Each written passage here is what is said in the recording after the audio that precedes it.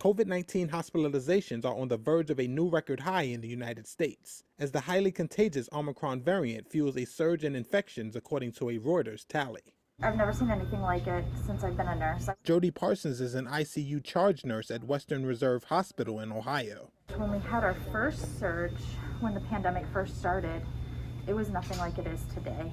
I would say we're surging more today in this hospital than we were when it all started a year ago or 2 years ago. We notice a lot of after the holidays gatherings, like after Thanksgiving, we really imploded. We were full. We had 12 beds full at all times. Hospitalizations have increased steadily since late December, as Omicron quickly overtook Delta as the dominant coronavirus variant in the U.S., although experts say Omicron will likely prove less deadly. So it takes a few days for the medication that you guys are giving me to try to bring it back up. COVID-19 patient Frank Clark tested positive for the virus as well as his wife. A few hours later, my wife took the test. That's okay. We don't have to do too much. She tested positive. Are you having any pain right now? She's also a victim of non-Hodgkin's lymphoma. Okay. So we're double trouble. The 7-day average for new cases set a record for a 10th consecutive day at 597,000, while COVID hospitalizations reached 123,000 and appeared poised to top the record of over 132,000. Officials continue to press vaccinations as the best protection against serious illness, although federal mandates requiring them have become politically contentious.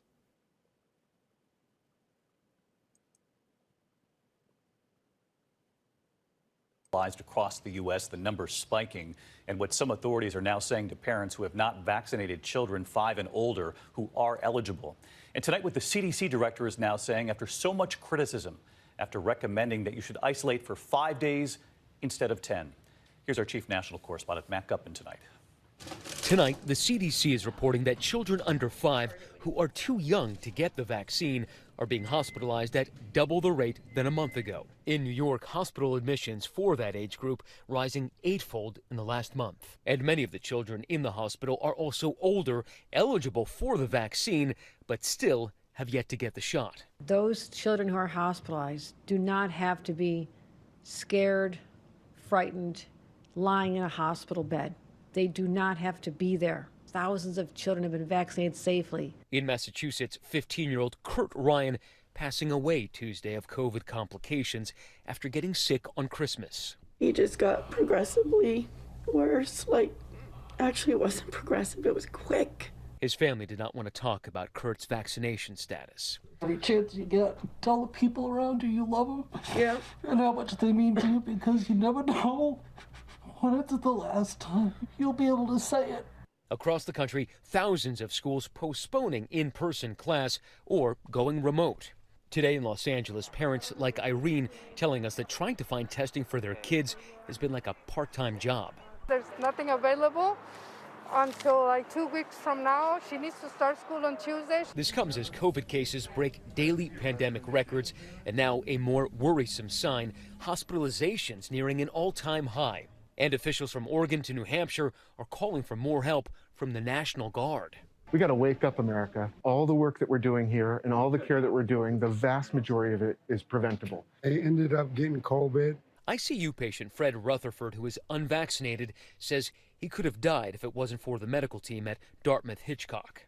I will do anything I can to be the voice of people that don't understand you got to get vaccinated. Today, the CDC director defending those controversial guidelines, shortening the isolation to 5 days without recommending a test. That after the American Medical Association called them confusing and accused the CDC of risking further spread of the virus. I have deep respect for the AMA, but I will also say we've heard a lot of support for our ongoing guidance from public health partners, from other clinical and laboratory partners as well. And later, the CDC director acknowledging the confusion, but reiterating that in a pandemic, the situation is constantly evolving.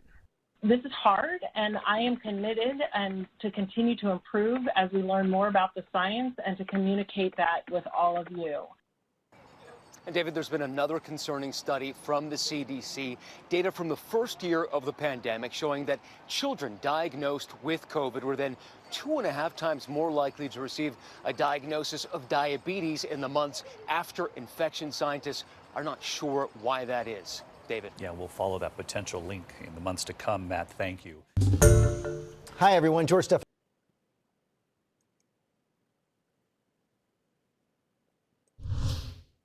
I just don't want her to bring it home because I know there's already 6 outbreaks in her school.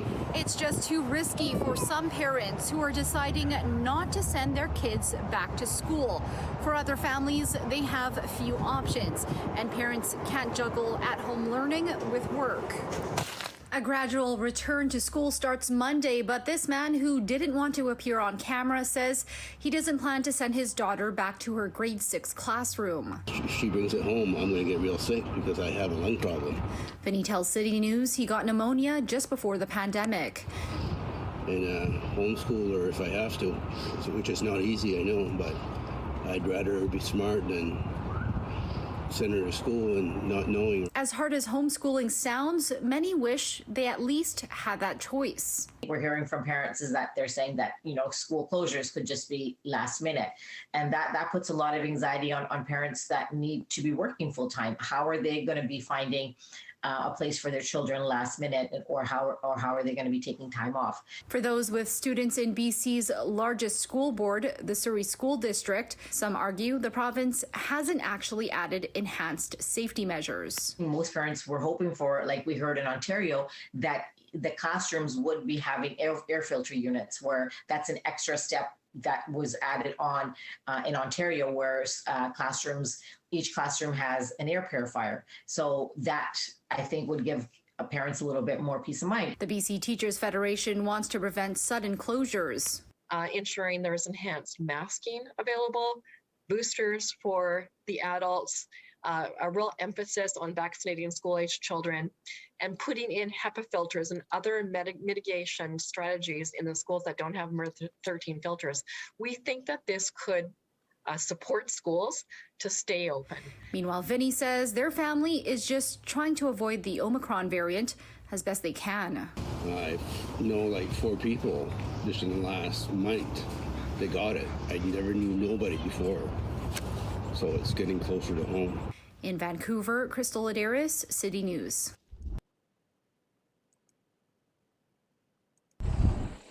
Alberta's back-to-school plan Monday comes with a government promise of medical masks and rapid tests. But daycares we contacted say they're frustrated. They aren't seeing similar supports to keep their doors open. Answer questions and concerns from parents just this morning. And, parents want to know about rapid tests. Well, government will say rapid tests are available to childcare, but there's none for us to get our hands on. There's no question the importance of childcare, but the YMCA Northern Alberta already needing to tell some parents their daycare is closed temporarily, staff out sick and isolating, and there's no one to fill in.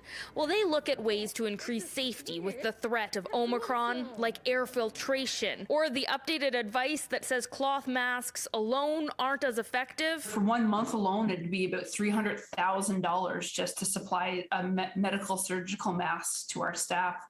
So the costs are outrageous, and those aren't costs we want to have to pass on to parents. YMCA met with the province earlier this week to outline their concerns and got a response similar to a statement received by City News. A ministry spokesperson outlining supports previously committed to childcare providers, including $15 million this past November to help with continued pressures of the pandemic. But for the YMCA, they also want guidance as they navigate without contact tracing or PCR testing. We do serve, 5 and under, so it's some of those most vulnerable that can't be vaccinated yet.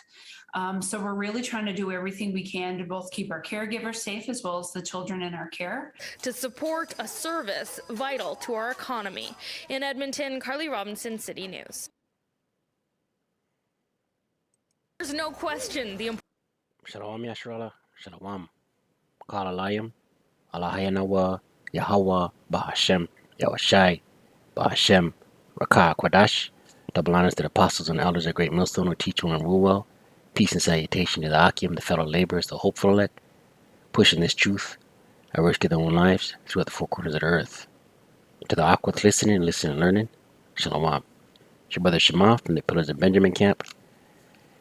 Here with another lesson. We'll get right into it. Through the spirit and power of Yahawah Shemiel Shai, the title will come. Rolling in the spirit, nothing really set, you know what I mean? But we see it, man. This place is through. The Most High Yahawah Shemiel Shai is visiting this place, man. You know?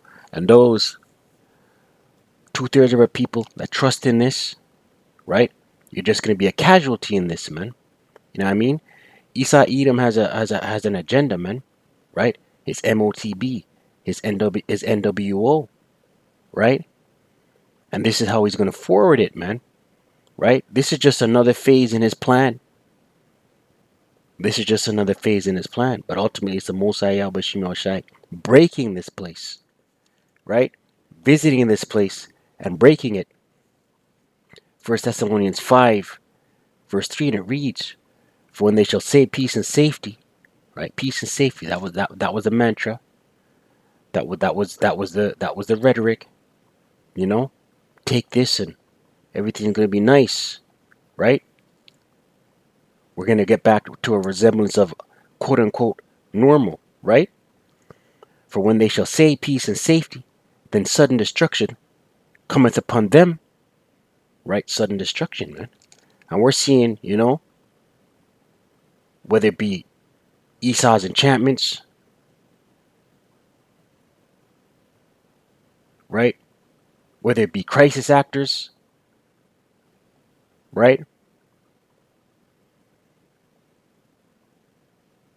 Or true casualties, right? We're seeing this go in the direction of destruction, man. Yo, this place is true, man. Yo, schools, man, this place is done. Schools are gonna be shut. Restaurants are shut right now.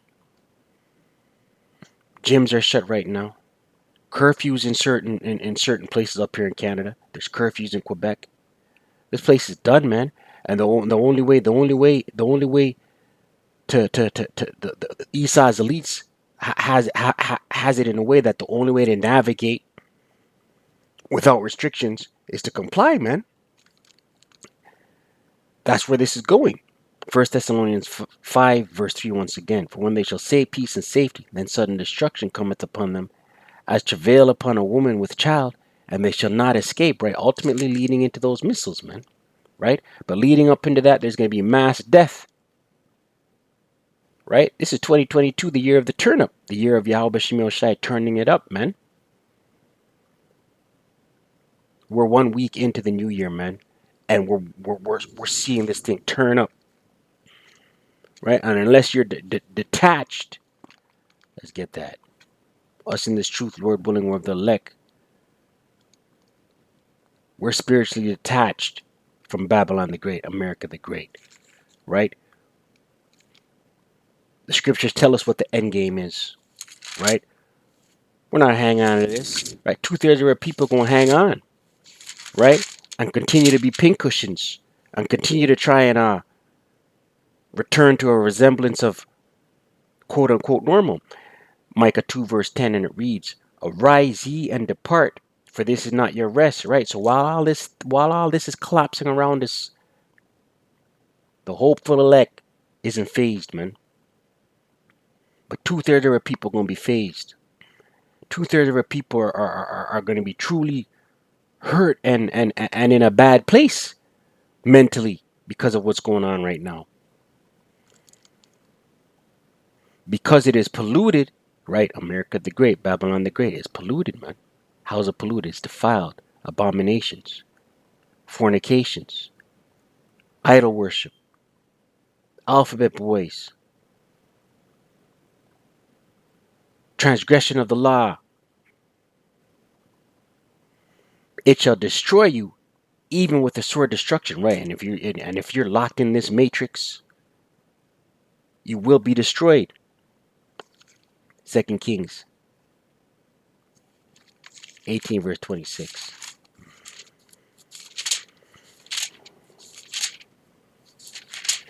And it reads,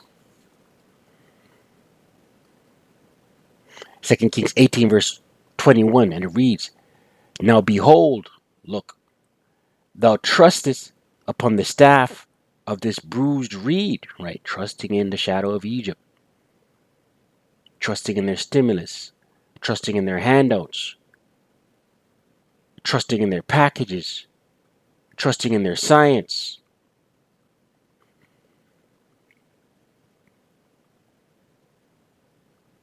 Trusting in their press release, trusting in their announcements, even upon Egypt, Mizraim, house of bondage, America the Great is spiritual Egypt, spiritual Sodom, on which if a man lean, right, you lean, you're trusting on it, and you're leaning on it, you're putting your trust in the shadow of Egypt, right, it will go into his hand and pierce it, right? You can't trust Wicked Esau, man. Wicked Esau has an agenda. We know what his agenda is. His agenda is his MOTB. His agenda is his NWO. His agenda is the Revelation 13 verse 16 on down. Ultimately, it's the Most High Yahawah putting the spirit on Esau Edom to go forth with that. This is the Most High's movie. But it's Esau going to roll it out here in the physical realm.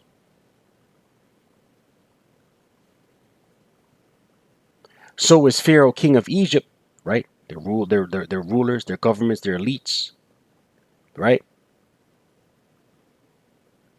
Unto all that trusted him, unto all that trusted him. Ultimately, Esau wants to destroy Jake. Israel being a people before a place. You so-called indigenous, you so-called Latino, you so-called Negro. Right? Scriptures tell you plain as day. You trust in the shadow of Egypt, you'll be pierced, you'll be destroyed.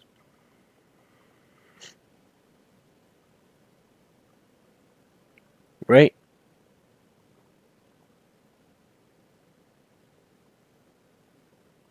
Yeah, but that's it on that. Stay prayed up, ceasing. Kwame Asherala. Wa abad. Babal.